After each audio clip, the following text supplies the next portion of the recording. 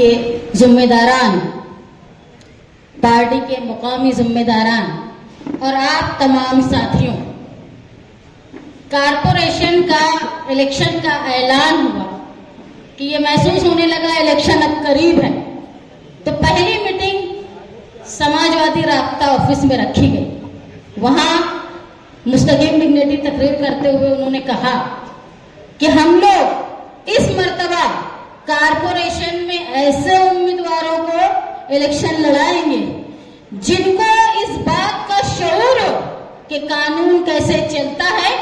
दूसरा, ये ऐसे दबंग लोगों को हम टिकट देंगे जो अफसरान की मरम्मत करके काम करना सिखाए।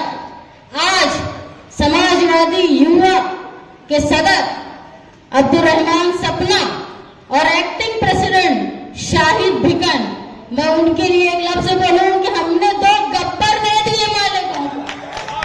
ये पहली मिसाल थी कि हमने 2 गब्बर दे दिए। साथी निहाल अहमद साहब कहा करते थे, वर्कर हर तरह के होते हैं।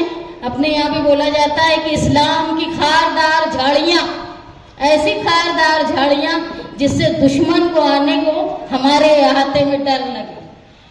तो हर तरह के लोग होते हैं। साहब बोलते थे वर्करों के बारे में कि लड्डू अपना है, तेरा हो या मेरा। मैंने एक खूबी देखी अब्दुर्रहमान सपना में कि उनके जो दोस्त हैं, क्या हैं, कैसे हैं, उनकी तारीफ में मैं कुछ बोलूंगी नहीं, लेकिन सबको लेकर चलते हैं। और यही खूबी हम लोगों ने शाहिद भिकन में देखी। ये ऐसे लोग हैं जो कारपोरेशन में जहां हमको किसी वकील साथी की जरूरत पड़ेगी, इसीलिए सेक्रेटरी का इंतखाब हमने किया। जहां गब्बर हमने चुना, वहां सेक्रेटरी हमने वकील और कानून को जानने वाला रखा। और 2 जो नए वकील पार्टी में शामिल हुए, एक फिरोज साहब और खालिद यूसुफ साहब। देखो, जंग में जो शहीद हो गया, जो मर गया वो शहीद, जो जिंदा बचा वो गाजी। तो ये एसआईटी के 2 गाजी हैं हमारे पास, जो कानून के दर से वापस आए, सुप्रीम कोर्ट तक गए लेकिन वापस आए। और वही खुर्शीद काबुल साहब, कब्रिस्तान के जिम्मेदार, गब्बर से लेकर कब्रिस्तान के जिम्मेदार तक हमने ओहदेदार चुन ली। यहां मैं पिछली मर्तबा एक मीटिंग हो रही थी मुखालफीन की, वहां पे ऐसा सुनाई दिया कि शान हिंद के खिलाफ क्या बोले, वो डिप्रेशन में है। मैं एक ऐसे लीडर की बेटी हूं जिसने 6 बार असेंबली के मेंबर बने, जो मिनिस्टर रहे, जिसने मिनिस्ट्री, चीफ मिनिस्ट्री को ठोकर मार के वो मिनिस्टर बने और बाहर से आए हुए शरद पवार को मिनिस्टर बनवाया। मैं उस लीडर की बेटी हूं जिसने अपोजिशन लीडर बने और बनने के बाद इस्तीफा भी खुद दिया। और ये वो मालेगांव है कि लोग जब कुर्सी पे ओहदा पाते हैं तो उनको हाथी और घोड़े पे बैठाते हैं। ये वो शहर है कि जब निहाल साहब सरकार गिरी, निहाल साहब मिनिस्टर नहीं बचे, और जब वो बंबई से मालेगांव आए तो मालेगांव वालों ने हाथी पे बैठा के निहाल अहमद का इस्तेकबाल किया था। मैं उसकी बेटी हूं, मैं डिप्रेशन का शिकार हूं। मैं नहीं स्प्रिंग के बहाने से हॉस्पिटल से गाड़ी से आई और एम्बुलेंस में बैठकर मालेगांव तशरीफ लाई। खैर, मालेगांव में 3 चीजें बहुत चल रही है। एक निकम्मा एमएलए, दूसरा एसआईटी और तीसरा जमूर स्कूल। आज तक मैंने जमूर स्कूल के बारे में कुछ नहीं कहा। मैं मुसलसल सुन रही हूं जमूर स्कूल के बारे में बोला जा रहा है। सर, जमूर स्कूल का कोई मसला नहीं है, उसकी जिम्मेदार साजदा निहाल अहमद और शान हिंद निहाल अहमद है। बस मसला ये। तो मैं सुन रही थी कि हमारे खिलाफ लोग मुझसे पूछ भी रहे थे। एक प्रेस कॉन्फ्रेंस हुई नेक और शरीफ लोगों की, वो मेरे बारे में भी बता रहे थे। उनकी तारीफ में मुझे ज्यादा नहीं बोलना, आप लोग तो जानते हैं। तो वो जब प्रेस कॉन्फ्रेंस हुई उसके बाद ये मीडिया वाले जो भाई बैठे हैं, उन्होंने, किसी ने कहा मुझे कि आप जमूर स्कूल के जिम्मेदार हो। जवाब दो। तो मैंने एक बात कही थी उनसे कि जवाब तो जमहूर स्कूल की पूरी इंतज़ामिया देगी, लेकिन मैं आपको ये बता दूं कि जमहूर स्कूल सिर्फ एक बहाना है। मालेगांव की हर उर्दू स्कूल ये निशाना है, ये निशाना है मुफ्ती इस्माइल का। एक चीज फिर उस पत्रकार भाई ने मुझसे कहा कि स्कूल का तो सिर्फ आपका नाम लिया गया है जमहूर स्कूल का, और आप तमाम स्कूल का बोल रहे हैं। तो मैंने उनको मिसाल दी कि जब एसआईटी नहीं बनी तो क्या बोल के एसआईटी का गठन हुआ कि यहाँ रोहिंग्याई, यहाँ बांग्लादेशी लोग हैं, और धीरे धीरे इंक्वायरी हुई। 3400 लोगों के जन्म दाखिले कैंसिल हो गए, 40 से ज्यादा लोगों का ऊपर केस हो गया। आज 19-20 लोग जेल में हैं, एक भी बांग्लादेशी, एक भी रोहिंग्याई नहीं निकला। लेकिन क्या बोल के बैठाया गया एसआईटी को कि यहाँ बांग्लादेशी हैं। तो यही चाल जो है मालेगांव शहर का एमएलए चल रहा है, जो सिर्फ जमहूर स्कूल को टारगेट कर रहा है, बल्कि निशाना इनका मालेगांव की तमाम स्कूल। आपने देखा होगा ईद से पहले मुख्यमंत्री फडणवीस का एक ट्वीट था कि उर्दू स्कूल में बहुत ज्यादा भ्रष्टाचार हो रहा है, जिसकी इंक्वायरी होगी। उसके फौरन बाद ईदगाह के मेंबर से बोला गया कि 110 करोड़ का भ्रष्टाचार मालेगांव, 122 करोड़ का भ्रष्टाचार मालेगांव शहर के उर्दू अदारे कर रहे हैं, तालीमी अदारे। उसके बाद सकल हिंदू समाज वालों ने प्रेस कॉन्फ्रेंस ली और उन्होंने बताया कि फला फला फला फला स्कूल में भ्रष्टाचार हो रहा। उसके बाद इनके जो बाइज्जत बावकार शरीफ लोगों की जो वर्किंग कमेटी थी, उन्होंने बैठकर जमहूर स्कूल का नाम लिया। जब इंक्वायरी होती है ना, तो किसी एक स्कूल की, एक आदमी की नहीं होती, तमाम लोगों की होती है। और ये मीडिया वाले जो बैठे हैं, मैं उनको, आप लोगों को इशारा करके बोलती हूँ कि मालेगांव शहर में उर्दू तालीमी अदारों के ऊपर इंक्वायरी लाकर फंसाने का काम मुफ्ती इस्माइल साहब कर रहे हैं। और बहुत जिम्मेदारी से मैं बोल रही हूँ, मैं जमहूर स्कूल की बात नहीं, मालेगांव शहर की तमाम स्कूलों के खिलाफ इन्होंने लेटर दिया है। आप मुझे आकर मिलो और पूछोगे कौन सा लेटर दिया है, मैं उनके नाम के साथ लेटर बताऊंगी।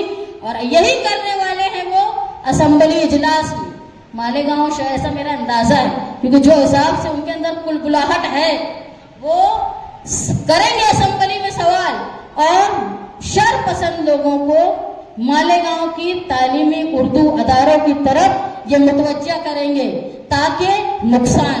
देखो आज हिंदुस्तान का माहौल क्या है, एक मामूली हॉकर जो है रोड पे बेचता है मुसलमान, वहां से लेके अलीगढ़ में व्यापारी मुसलमान तक पे हमला होता है।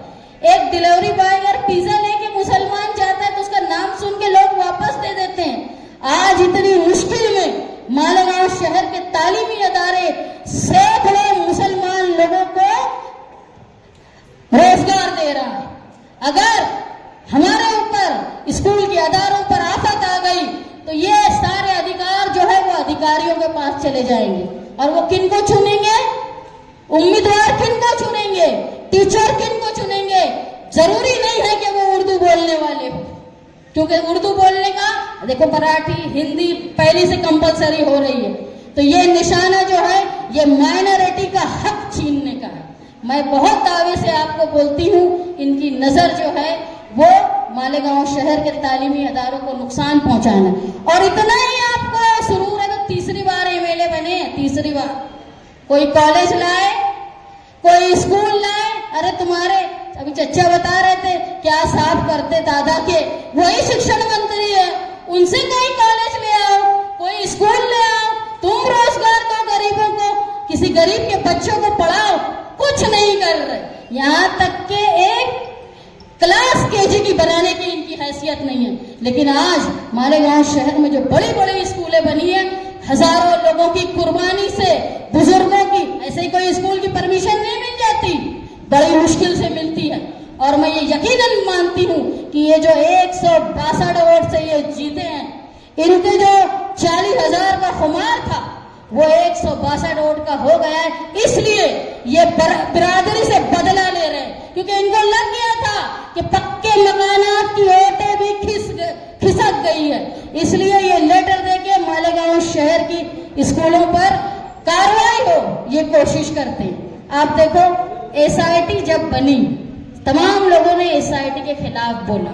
एक वाहिद हमारे शहर का एमएलए था जिन्होंने तकरीर में कहा कि मैं एसआईटी के बनने का खुशामदीद कहता हूं, उसमें जो लोग मेंबरान हैं वो बहुत ईमानदार हैं, वो इंतहाई शफाफियत से फैसला करेंगे। ये बोलने वाला वाहिद आदमी कोई था तो मुफ्ती इस्माइल साहब थे। एक बात बताओ, आज न ईडी शफाफियत पे फैसला करती है, न इनकम टैक्स, न सीबीआई, न सीआईडी। इनको यकीन था कि एसआईटी शफाफियत से फैसला करेगी, तो अगर शफाफियत से फैसला करेगी तो जो लोग जेल में हैं क्या वाकई गुनहगार हैं? वो क्या मानना है मुफ्ती इस्माइल साहब का? मैं पूछती हूँ उनसे, तुम्हारा यकीन था कि एसआईटी शफाफियत से फैसला करेगी तो जो लोगों पर एफआईआर है या जो जेल में है क्या वो गुनहगार हैं आपके मुताबिक? हम या कोई भी जिसको मस्खरा ना हो, कोई भी बाशऊर आदमी आज ये नहीं मानता कि बीजेपी की बनाई हुई कोई भी एजेंसी वो मुसलमानों के साथ गैर जानिबदारी से काम करेगी। हमेशा परेशान करने का काम किया जा रहा है और वही काम जो है मालेगांव शहर में एसआईटी बनाकर जन्म दाखिले में बहाना करके किया गया, और यही पैटर्न को पूरे महाराष्ट्र में चलाया जा रहा है। और यही स्कूल के भ्रष्टाचार और जो बोल रहे हैं, इन्होंने कहा, मेंबर से कहा ईद के दिन कि लोगों की गिलाजत, मैं उतनी गिर के बात नहीं कर सकती जितना वो बोलते कि गिलाजत ऊपर आ जाएगी, सुबह बोले रात में गिलाजत ऊपर आ गई। तो ये इनका तरीका, ये कभी नहीं बताएंगे कि इनके साथियों ने जो गलती की कम से कम मानो। देखो 162 वोट से भी हारे हो, जीते हो तो तुम जीते, एक वोट से भी जीते हो तो तुम जीते हो। बदला लेने का काम मत करो। जो लोगों को एसआईटी की नोटिस आई थी, ये जो लोग बैठे हैं इनके घर के लोग जेल में हैं, लेकिन सिर्फ जिनको नोटिस आई थी उनकी ये हालत थी कि शबे बारात के दिन हम लोग घर से निकले, ऑफिस के पास रुके, इतने लोगों की तादाद वहां नोटिस लेकर खड़ी थी कि हम लोग बैठे रह गए, पूरी रात वहीं गुजर गई। शकील टिल्लू साहब थे, मैं बोली देखो शकील भैया पूरी रात यहीं निकल गई, तो मुझे शकील किसी नोटिस वाले की नोटिस देख के इन्होंने देखा कि क्या कैफियत है। वो सारे शेर जो सिर्फ इलेक्शन के टाइम में बाहर निकलते हैं और सारे टाइगर पता नहीं कौन सी बिल में छुपते, जैसे ही कारपोरेशन का इलेक्शन आया आ गए सब स्टेज पे। एसआईटी की नोटिस आई, सारे